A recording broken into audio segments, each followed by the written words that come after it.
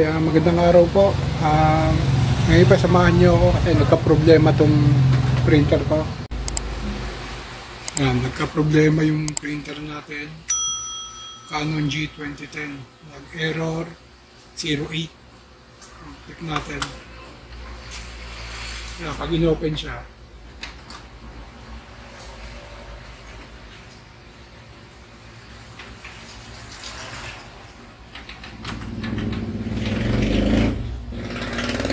siya orange.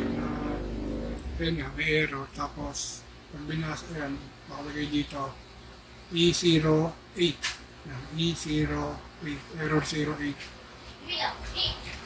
Okay, yung gagawin, una natin gagawin, off muna natin yung printer.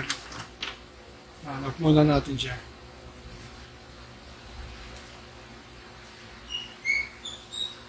Tapos, hold. Pindutin lang natin to. Naka-press lang tayo. Press natin to. Tapos, kiklik natin tong stop ng 5 times. Habang naka-press tong power on. Okay, subukan natin.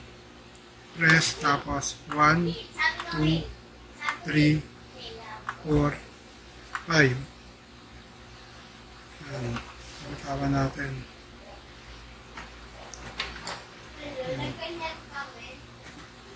Tapos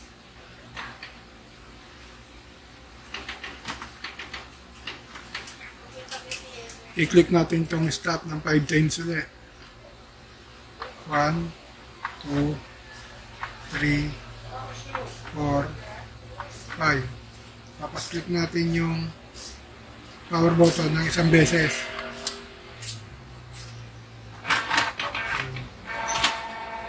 Magpiprint ngayon siya. Pag nag-print siya, merong nakalagay na yan, D00.0. Saan nyo ba? Yan. D00.0.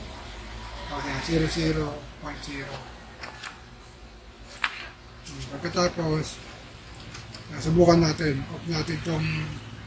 Off natin ulit itong printer. Check natin na pag binuksan natin ba mamaya ay okay na. Nag-off na siya. Open na natin ulit. Tingnan natin kung mag-e-error pa.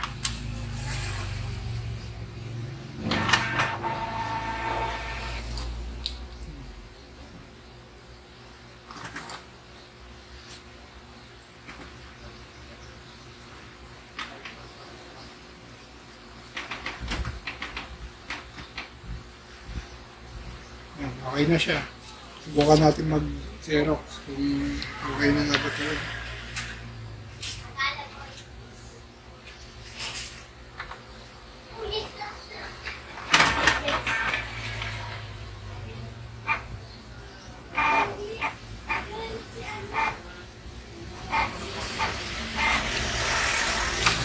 Okay na.